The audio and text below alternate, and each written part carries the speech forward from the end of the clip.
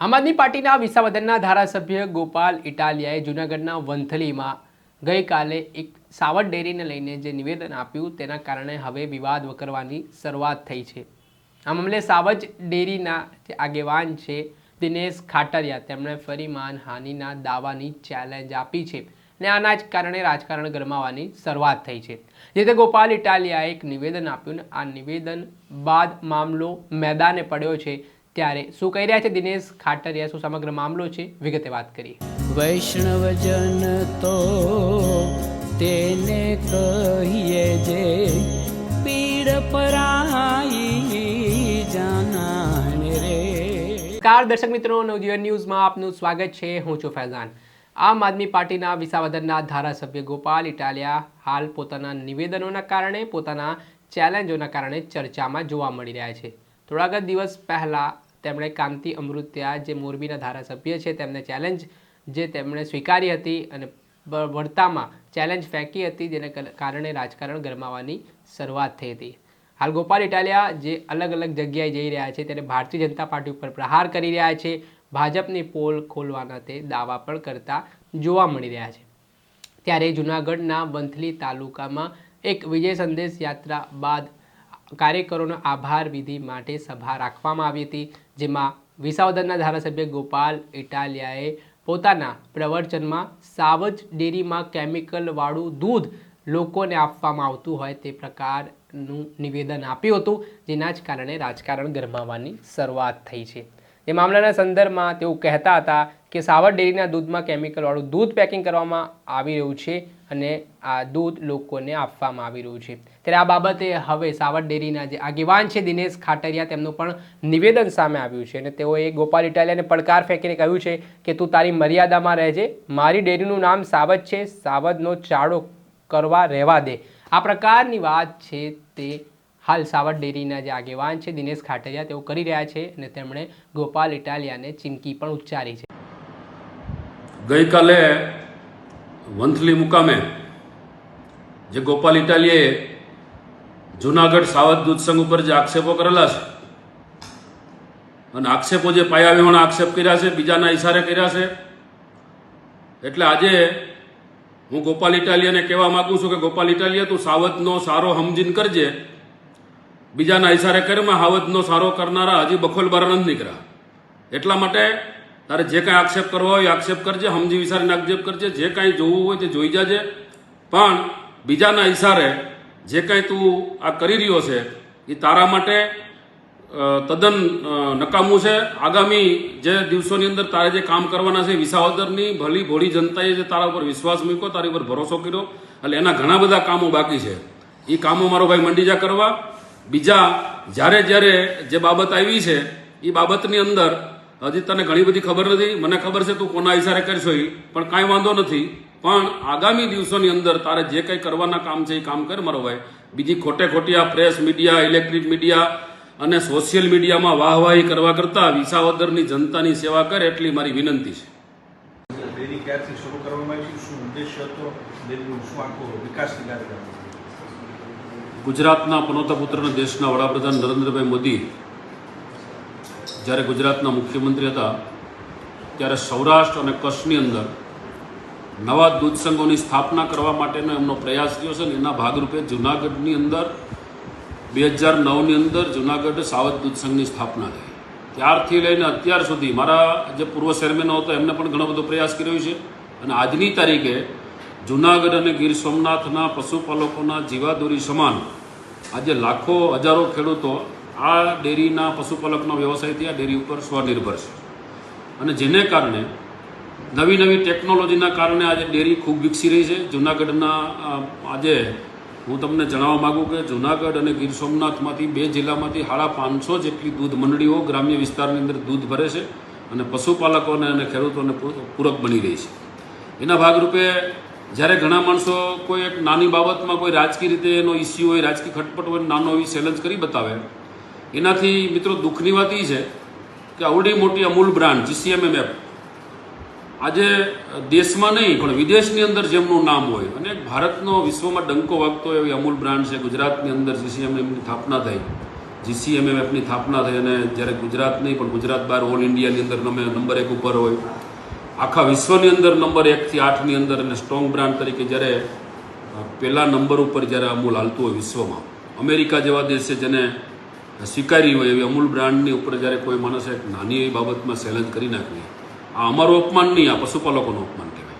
એટલા માટે જ્યારે ખૂબ દેશની અંદર પશુપાલનનો વ્યવસાય વિકસી રહ્યો છે, એના ભાગરૂપે જૂનાગઢની અંદર પણ પશુપાલકોને, જૂનાગઢ ગીર સોમનાથના ખેડૂતોને, સૌરાષ્ટ્રની અંદર જ્યારે સંઘોની સ્થાપના કરી અને પશુપાલકોને સીધું પોષણક્ષમ ભાવ મળે, એના માટેનો રાજ્ય અને કેન્દ્ર સરકારનો એક પ્રયાસ છે.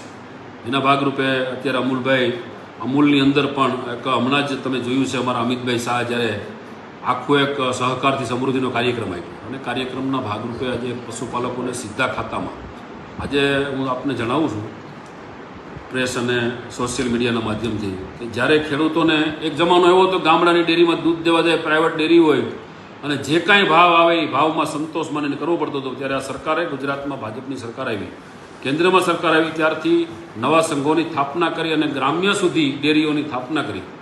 આજે મિત્રો ગામડાની ડેરી જ્યારે દૂધ ભરતી હોય અને એ ડેરીની અંદર જે ફેટ એસએનએફ આવે એ સીધો ડેરીમાં અહીંયા બતાવે એટલું જ નહીં, અમૂલ આણંદની અંદર પણ સીધું બતાવે અને ઓનલાઈન ખેડૂતોને પેમેન્ટમાં અમે એના ઉપર પણ ખૂબ આગળ વધી રહ્યા છીએ.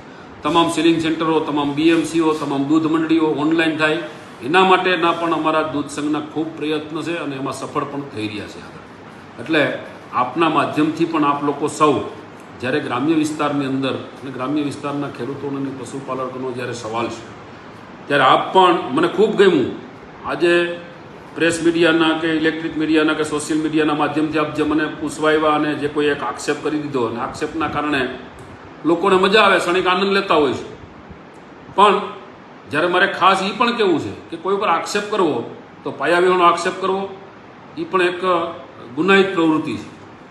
અને પશુપાલકોનો સીધો સવાલ છે કે જે હજારો જે લોકો પશુપાલકો છે એની દૂધ ભરે છે અને દૂધ સીધી ભેળસેળથી ભરે છે અને બીજું આના ઉપરથી કેન્સર થાય છે અને આના ઉપરથી લોકોને આવું થાય છે અને આવું એક ભ્રામક વાતો કરવી એ મારી દ્રષ્ટિએ યોગ્ય નથી. એટલા માટે હું આપના માધ્યમથી જે કોઈ લોકોએ, ગોપાલ ઇટાલિયા તો ગૌણ છે, ગોપાલ ઇટાલિયા કોઈ આક્ષેપ કરી નાખે ને કોઈ આમ તેમ કરી નાખે એવું કોઈ માનવાને કારણ નથી, પણ જે કોઈ લોકોએ આવા ઉપર ચેલેન્જ કરતાં પહેલાં એના વિચાર કરવું જોઈએ, એના માટે સર્ચ કરવું જોઈએ. ડેરીની મુલાકાત લેવા માટે આ પત્રકાર મિત્રો તો આવ્યા છો, પણ હું આખા જિલ્લાના પશુપાલકો એટલું જ નહીં પણ બુદ્ધિજીવી લોકો, વેપારી લોકો, જે કોઈ અમૂલનું દૂધ ખાતા હોય એને આ ડેરી માટે ગમે ત્યારે અહીંયા વિઝિટ કરવા માટેની છૂટ છે. વિઝિટ કરે અને વિઝિટ કર્યા પછીથી આના ઉપર આક્ષેપબાજી કરવી હોય તો કરી શકે. એટલા માટે મિત્રો હું આપના માધ્યમથી જૂનાગઢની, ગીર સોમનાથની અને સૌરાષ્ટ્રની જનતાને પણ જણાવવા માગું છું કે ક્યારેય પણ એવું એમ થાય કે અમારે આ ડેરીની વિઝિટ કરવી છે તો વિના સંકોચે ડેરીની વિઝિટ કરી શકો છો. અને એમાં કાંઈ પણ ધ્યાન ઉપર આવો તો પણ આપ પ્રેસ અને ઇલેક્ટ્રિક અને સોશિયલ મીડિયાના માધ્યમથી પણ અમારી વિરુદ્ધમાં જે કરવું તે કરી શકો. એના માટે પણ હું આપને છૂટ આપું છું. એટલા માટે છૂટ આપું છું કે કાંઈ પણ અહીંયા ફોલ્ટ હોય તો જાહેર કરવાની છૂટ છે, પણ કોઈ પણ ફોલ્ટ વગરની, કોઈ પણ ફરિયાદ વગરની, માત્ર ને માત્ર રાજકીય જે લડાઈ છે અને રાજકીય લડાઈને જે પશુપાલકો સુધી લઈ જાવી એ મારી દ્રષ્ટિએ વ્યાજબી નથી નથી નથી. વૈષ્ણવજન તો તેને કહીએ જે પીડ પરાઈ જાનાને રે.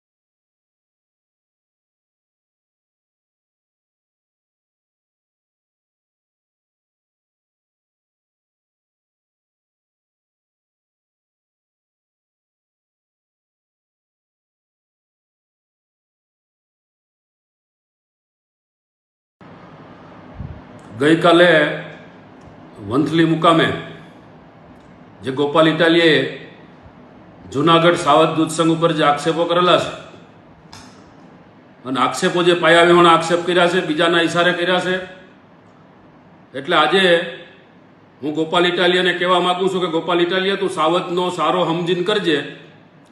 બીજાના ઇશારે કરીમાં સાવધનો સારો કરનારા હજી બખોલબાર નથી નીકળ્યા.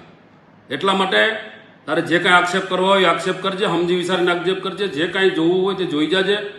પણ બીજાના ઇશારે જે કાંઈ તું આ કરી રહ્યો છે એ તારા માટે તદ્દન નકામું છે. આગામી જે દિવસોની અંદર તારે જે કામ કરવાના છે, વિસાવદરની ભલી ભોળી જનતાએ જે તારા ઉપર વિશ્વાસ મૂક્યો, તારી ઉપર ભરોસો કર્યો, એટલે એના ઘણા બધા કામો બાકી છે. એ કામો મારો ભાઈ મંડી જા કરવા. બીજા જ્યારે જ્યારે જે બાબત આવી છે એ બાબતની અંદર હજી તને ઘણી બધી ખબર નથી, મને ખબર છે તું કોના ઇશારે કરશો એ, પણ કાંઈ વાંધો નથી. પણ આગામી દિવસોની અંદર તારે જે કંઈ કરવાના કામ છે એ કામ કર મારો ભાઈ. બીજી ખોટે ખોટી આ પ્રેસ મીડિયા, ઇલેક્ટ્રિક મીડિયા અને સોશિયલ મીડિયામાં વાહવાહી કરવા કરતાં વિસાવદરની જનતાની સેવા કર, એટલી મારી વિનંતી છે.